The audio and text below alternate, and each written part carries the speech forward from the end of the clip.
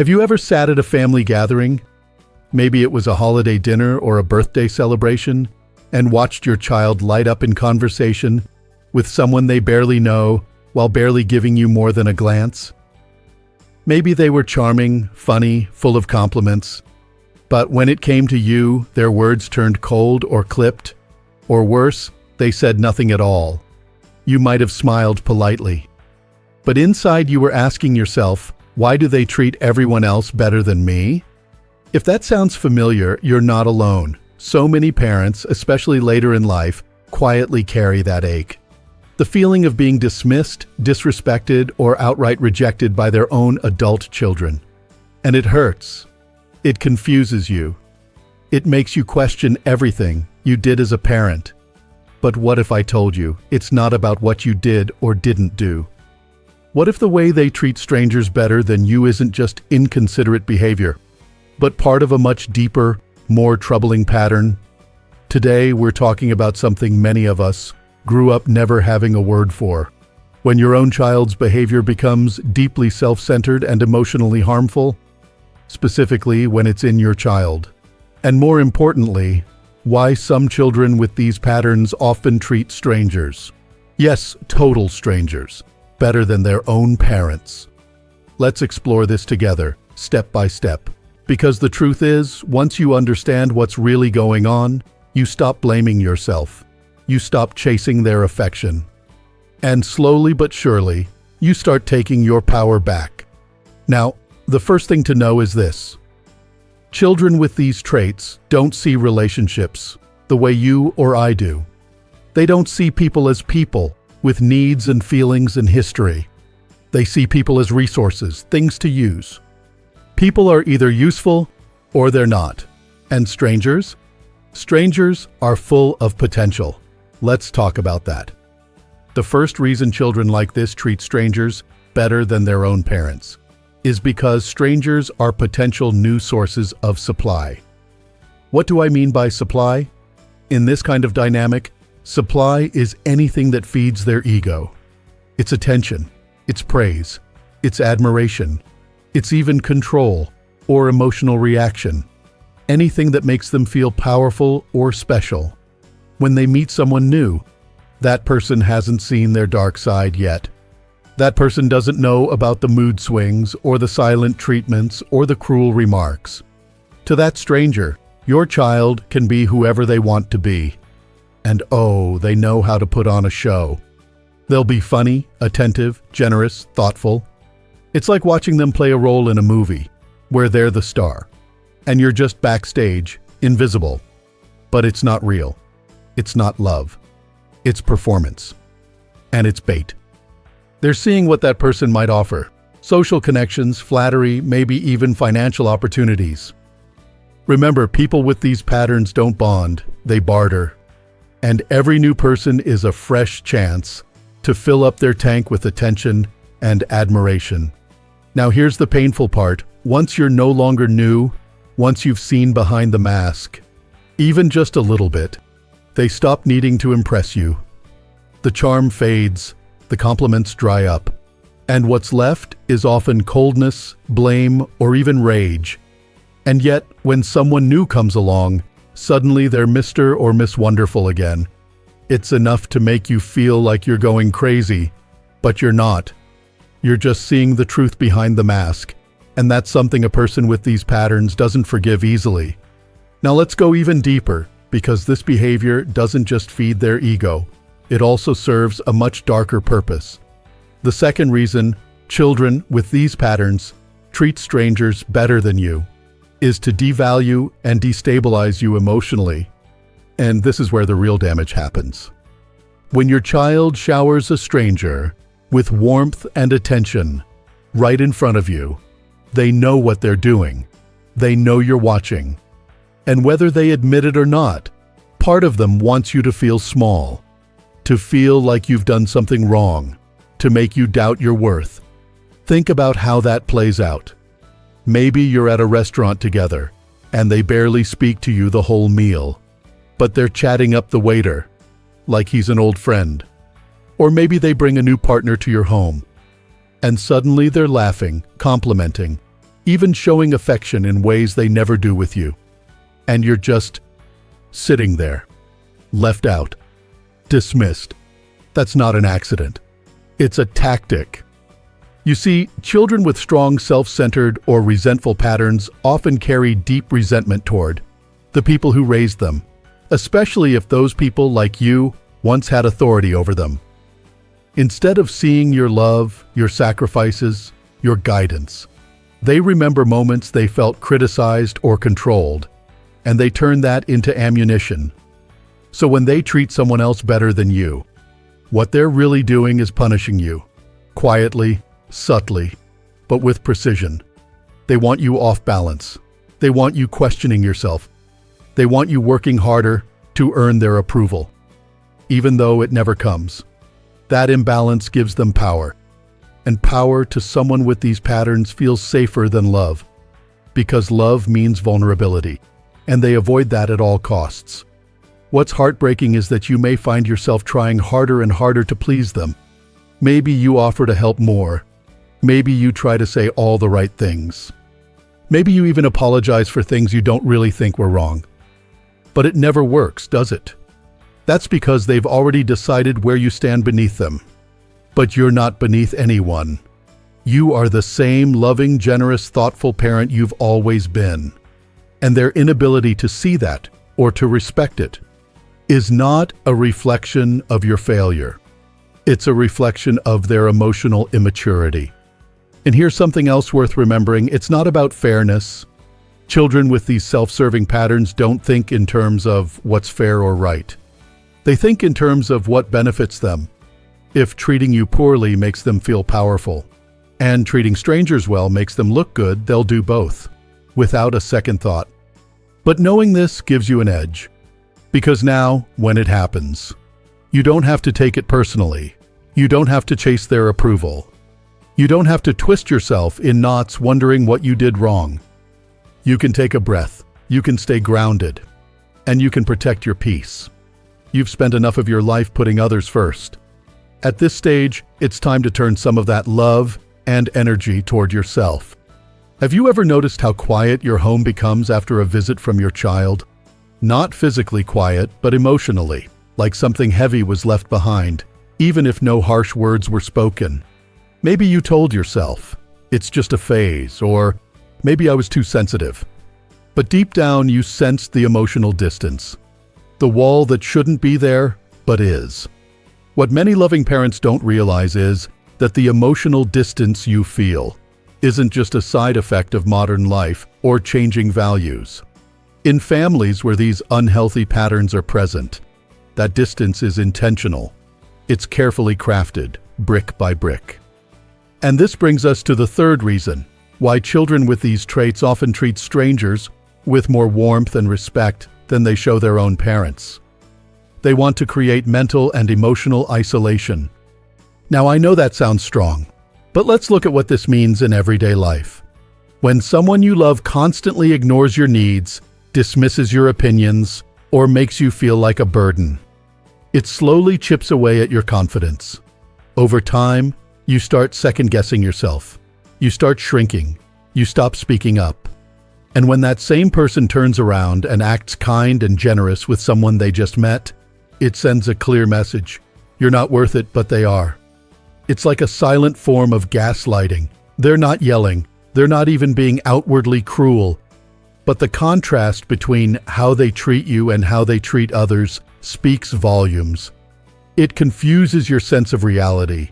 You start thinking, maybe I'm the problem. Maybe I really am too needy, too sensitive, too much. And that's exactly where they want you, disconnected from your own truth. Because when you're unsure of yourself, you're easier to control. When you doubt your worth, you're less likely to set boundaries. And when you feel isolated, you're more likely to cling to the relationship, no matter how painful it is. That's the twisted thing about these unhealthy dynamics. They don't just damage your heart, they mess with your mind. But here's the truth you need to hear today. You are not too sensitive. You are not imagining things. You are not asking for too much when all you want is respect and kindness from your own child. So, if you've been feeling emotionally starved, or like you're walking on eggshells in your own family. Please know this isn't your fault, and you're not weak for noticing. You're strong for still loving, still showing up, still hoping. But even love needs boundaries, especially when it's being taken for granted. Now, let's talk about another reason this all happens, and why it's so hard to explain to others. The fourth reason children with these traits treat strangers better than you is because they're deeply invested in maintaining a perfect public image, what some people call the mask. You see, to the outside world, people with these patterns often seem like model citizens. They're successful, helpful, maybe even charismatic. They know exactly how to turn on the charm in social situations. At church, they're warm and helpful. At work, they're competent and driven. With acquaintances, they're funny and engaging. But at home, behind closed doors, that mask slips. And sadly, you're the one who sees what others don't.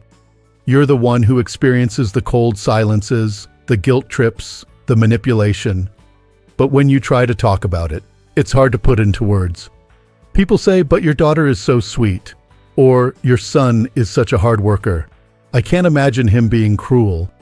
And so you go quiet, you carry it alone, and your isolation deepens. That's how someone with these patterns keeps control, by preserving the illusion. They get to be the hero in public, while keeping you in the role of the problem behind the scenes. And if you ever push back, question them, or heaven forbid, set a boundary, they'll paint you as difficult, ungrateful, overbearing. That's the painful irony. The very love and closeness you gave them becomes ammunition against you. Your history with them, your sacrifices, your willingness to forgive. It all gets twisted to make them look better, and you look worse.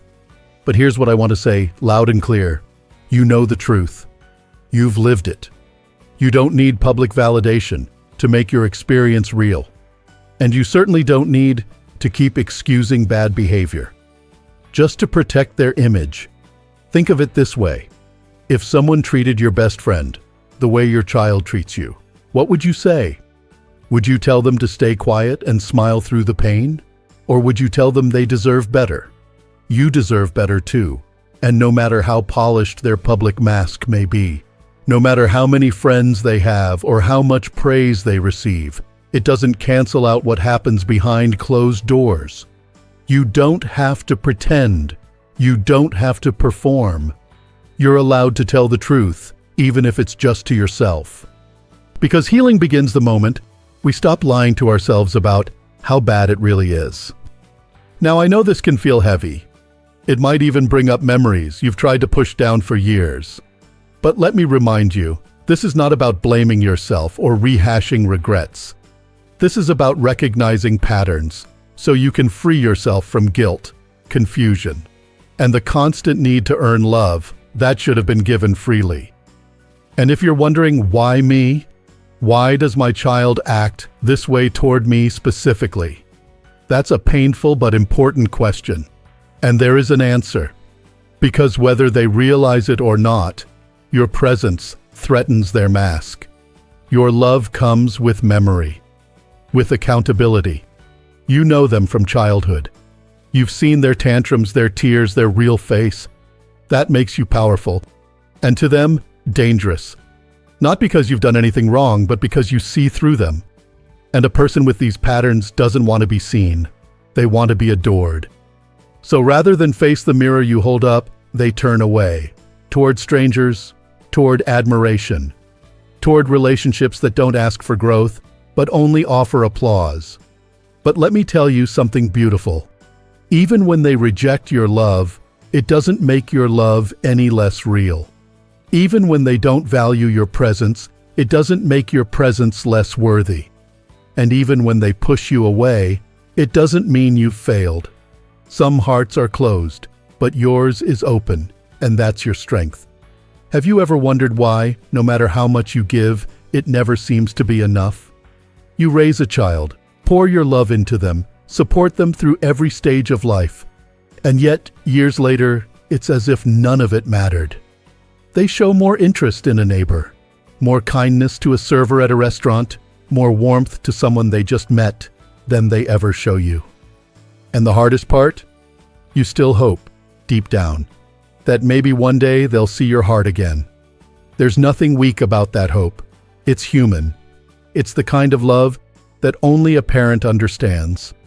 But when you're dealing with an adult child who operates from deeply self-centered or manipulative patterns, that hope can become a trap if it keeps you stuck in a cycle of pain. Let's talk about the fifth and final reason. They often treat strangers better than they treat their own parents, because they're always hunting for new supply. Earlier we talked about how people with these traits see others as resources, not relationships. But what makes this especially painful in a family dynamic is that their hunger for attention and admiration is constant. It's not occasional. It's not based on need. It's an addiction. And just like any addict, they're always looking for their next fix. When they walk into a room, they're scanning. Not for who needs help, not for who they care about, but for who might admire them, who might make them feel powerful, who might serve their image or ego. It could be someone at church, a new coworker, a neighbor, a stranger at a gas station. To a child with these traits, every new person is a potential stage, and every interaction is an audition. Meanwhile, you, the parent, are no longer new. You're not exciting. You've already seen them without the mask. You've seen them break down. You've seen their flaws, and flaws make them feel exposed. So instead of feeling safe in your presence, they feel vulnerable. And instead of respecting your wisdom, they resent your memory. And so they keep hunting. They move from person to person, friend to friend, even relationship to relationship, always seeking a new audience. That's why they light up when talking to strangers, because the stranger doesn't know them. And that gives them a blank canvas to paint whatever version of themselves they want to project. But here's the catch, it never lasts. Just like they once lit up in front of you, they'll eventually dim in front of the next person too. Because the problem isn't with you, it's in them. And until they deal with that inner emptiness, the one they keep covering up with charm, control, or cruelty, they'll always be looking outward instead of inward. Now, you might be thinking, if they're always looking for something new, does that mean I was just temporary, just a phase? Let me speak directly to your heart. No, you weren't temporary. You were the foundation. You were the one who stayed up at night when they were sick. You were the one who held their hand when they were scared. You were the one who taught them, fed them, sacrificed for them. And no amount of distance or denial can erase that truth. But here's another truth, maybe the harder one. Just because you gave them everything doesn't mean they're capable of giving it back. Not everyone is emotionally mature enough to appreciate real love. Some people don't know how to value it unless it comes with strings attached. And when love is steady, quiet, unconditional, like the love a parent gives, they can't feel it, they overlook it. Sometimes they even resent it. That's not a reflection of your failure. That's a sign of their emptiness. And now that you see the pattern, now that you recognize how often they seek out strangers while pushing you aside, you get to make a choice. You get to ask yourself, how much more of my life do I want to spend waiting for someone who's always looking past me? You've earned peace. You've earned dignity. You've earned relationships that feel mutual, not ones where you're constantly proving your worth to someone who refuses to see it. Now, that doesn't mean you have to cut ties. For some, creating distance is healing. For others, setting emotional boundaries without walking away is what works best. Only you can decide what your peace looks like. But here's what I do know, peace is never found by chasing someone who's running. It's found by standing still, firm in your truth, your values, your self-worth, and letting the rest unfold from there. So, what does this look like in real life? It might mean saying no when you're asked to help with something you know will go unappreciated. It might mean stepping back from a one-sided conversation where you're always listening but never heard. It might mean letting go of the hope that they'll one day wake up and give you the love you've always deserved. And it definitely means no longer comparing how they treat you with how they treat strangers, because that comparison will always leave you empty. Strangers are not family. Strangers haven't poured decades of love into this person. Strangers don't carry the scars or the strength that you do. It's time to start measuring your worth by your own compass, not theirs. You are not defined by your child's behavior. You are defined by your heart, your resilience, your honesty, and your ability to keep showing up for yourself, even after a lifetime of showing up for others. So today, let this be your permission slip. Permission to stop chasing. Permission to stop blaming yourself. Permission to take your love and pour it into someone who truly sees you, starting with you. Maybe that looks like reconnecting with old friends. Maybe it's finding a support group of people who understand. Maybe it's getting back to your faith or your hobbies, or those simple routines that make you feel whole. Or maybe it's just sitting in silence for a while, letting yourself feel it all, and then letting it go. Whatever it is, know this: you're not alone. There are thousands, millions of parents out there carrying the same quiet heartbreak, wondering what they did wrong. And more importantly, there are just as many finding healing, rediscovering joy, and choosing peace. Every single day. You can too. So, if this message has spoken to your heart, I'd love for you to share your thoughts in the comments.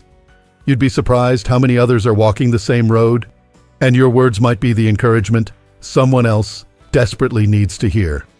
And if you found this video helpful, please give it a like and subscribe to Strong Elderly Life for more support, more encouragement, and more ways to live with strength and clarity, no matter your age. Remember, you don't have to fix anyone else to feel better. You don't have to wait for their love to feel whole. You don't even have to understand all the whys of what happened. All you need is the courage to return to yourself, to choose peace, and to trust that your life, your story, and your heart still have so much beauty ahead. Here's to living your best life, at any age. You are not alone. You are not invisible. You are worthy of love that lifts, not love that weighs you down. Take care of yourself. You deserve it.